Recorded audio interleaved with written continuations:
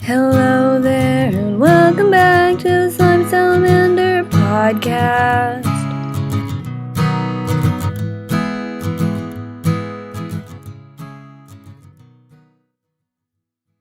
Hello, and welcome to the Slime Salamander podcast. I'm your host, Hellbouncer. Today I bring you yet another guest. This one a guy with a personal favorite of shows, and a great buddy for a game of Traps and Tyrannosaurs. Let's welcome Iberian. Hello, it's good to be here. You bore me so. I'm okay with that. Anyway, since you've seen the last couple of episodes, you know that we're here to talk about your show, that being the SSC, Salamander Simulcasting Channel. Let's give a brief description of that, could you? It is the premier, or at least one of the premier, broadcasting channels in all of, Caudatta. Caudatta. I'm terrible with the pronunciation. Well aware. We cover all sorts of things, really. Basically any current happenings in the country. Anything specifically? Oh, politics, Explain, please. Oh, the kind of politics where the king says we'll do something, and then we do it. That's what we cover. Sometimes some people don't manage to get around to hearing it somehow. For all those folks who quite literally live under rocks. Yeah, like me. Oh, that's interesting. I didn't actually know that. Yeah, I'll invite you over sometime. Oh, I'd like to see your place. Anything else? Oh, well, the economy. For all your viewers who may not understand how our monetary system works, different bugs all have different values based off of how much food there is on the things. Of course. And, of course, the more valuable ones have a tendency to get overhunted and over collected. Obviously, that leads to problems. And we cover the population numbers of all of the various denominations, as it were.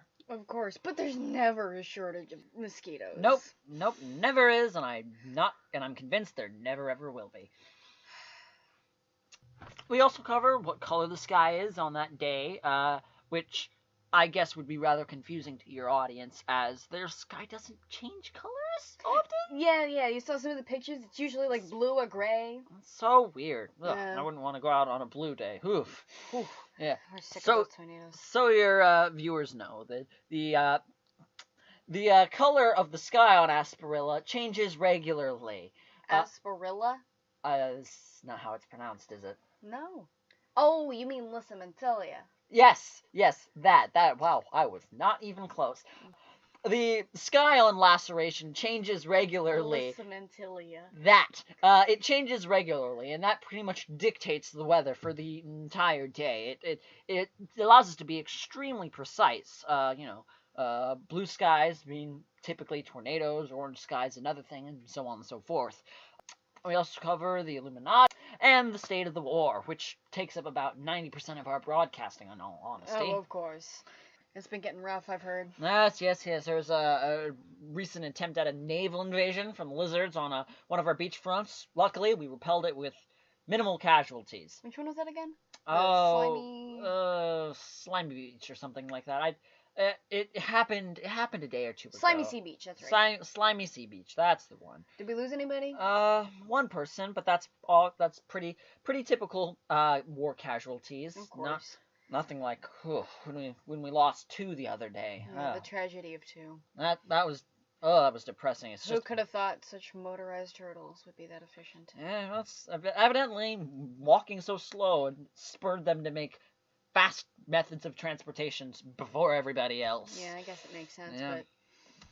but it's hard to bust people out when they're getting circled. well, I mean, at least the king's doing pretty good in battle, King Andreas. Yeah, yes. I'm a big fan of this king. He gets down and dirty with it. He seems to have a good head on his shoulders, unlike the last king, who definitely didn't. And at one point didn't have a head on his shoulders at all. Right about the time he stopped being king, actually. Yeah. Yeah, the tragedy of 2 was terrible, but it's Yeah. not as bad as the tragedy of Jimmy. Why do you always rail on him so hard? I mean, I've been watching your show, and you just every time you insult the poor guy. What has he actually done to deserve this? That's a good question. Right. Anyway, what are your hobbies? Well, as you mentioned in your introduction, I'm a big fan of TNT, although I usually run the sessions rather than I'm going to stop you right there. Humans, the things that I've been talking about in the past couple of episodes. Mhm. They have an explosive called TNT, Oh, so when you really? say that, you should probably clarify. Oh, but- well, yeah. in that case, I do absolutely mean traps and tyrannosauruses. That's rather interesting that humans have an explosive called TNT that just so happens to have the exact same abbreviation as one of our most popular, if not the most popular role-playing games in Caudatta. Caudatta. Alright, right. Anything else? I've been playing. I enjoy historic battle simulation games. You know, the kind where you're like commanding troops around. Purely for research purposes, of course. Nope, for my own personal enjoyment. I'm a big fan of battle strategy. Huge fan of it, especially if it's historic. So after working a day and just staring at war, you go home to stare at more war, but more controlled, I guess. Yep. Alrighty that then. is my idea of fun. Beyond that, though, I read a little bit every now and then. I mean, I would, but the written language just... It's a pain. That is definitely true. But, there are, in my opinion, there are a good couple stories that are well worth it. You ever read, 232.778 Degrees Speckle? No. Oh, it's a great book about censorship, relatively prevalent. Yeah, what a great book. Yeah, it's, honestly, I fucking loved it.